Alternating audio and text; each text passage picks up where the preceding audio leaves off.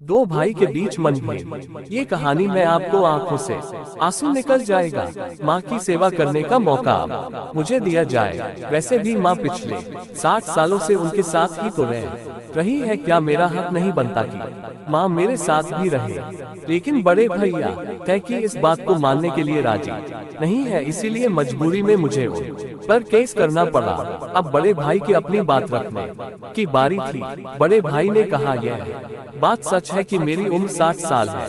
यह बात भी सच है कि अब मेरी सेहत पहले जैसी नहीं रहती, लेकिन उतना ही सच यह भी है कि मैं सिर्फ जिंदा रह पा रहा हूँ तो इसलिए क्योंकि मेरी माँ मेरे पास है।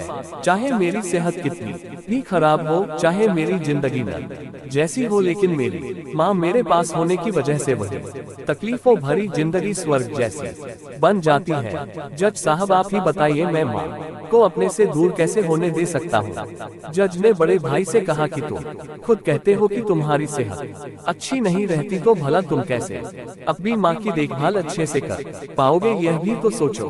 बड़े भाई ने कहा, मैं अपनी माँ की बड़े अच्छे से देखभाल करता हूँ। आप माँ से भी पूछ सकते हैं, और अगर वो खुद कहे कि उन्हें मेरे साथ नहीं रहना, तो आप बेशक उन्हें मेरे भाई के साथ भेज दीजिए। जज को यह बात ठीक लगी और उन्होंने माँ को अदालत में बुलाने का फैसला किया। 100 साल की बूढ़ी माँ बड़ी ही कमजोर थी। वो जैसे तैसे व्हील चेयर से अदालत में आई। जज साहब ने उनसे उनका फैसला पूछा तो माँ ने कहा कि मेरे लिए दोनों ही बच्चे समान हैं। किसी एक का पक्ष लेकर दूसरे को नाराज नहीं कर सकती। आप तो जज है, आप तो ऐसे फैसले हमेशा लेते हैं। आप जो भी फैसला लेंगे वह मेरे लिए आखिरी फैसला होगा और मैं चुपचाप उसे मान लूंगी। जज साहब बहुत परेशान हो गए। उन्होंने अपनी पूरी जिंदगी में ऐसा अनोखा केस कभी नहीं देखा था। हमेशा दो भाई अपने माता पिता को एक दूसरे पर थोपते, एक कहता तुम रखो तो दूसरा कहता तुम ही रखो।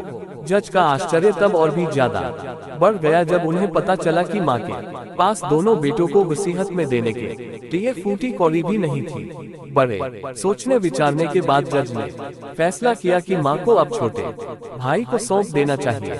ये फैसला सुनते ही बड़ा भाई जमीन पर बैठ पड़ा और फूट फूट कर रो पड़ा। उसे रोता देख कोर्ट में हाजिर सभी के साथ जज की भी आंखों से आंसू बह निकले जाएगा। उम्मीद करते हैं कि ये कहानी आपको पसंद आया होगा।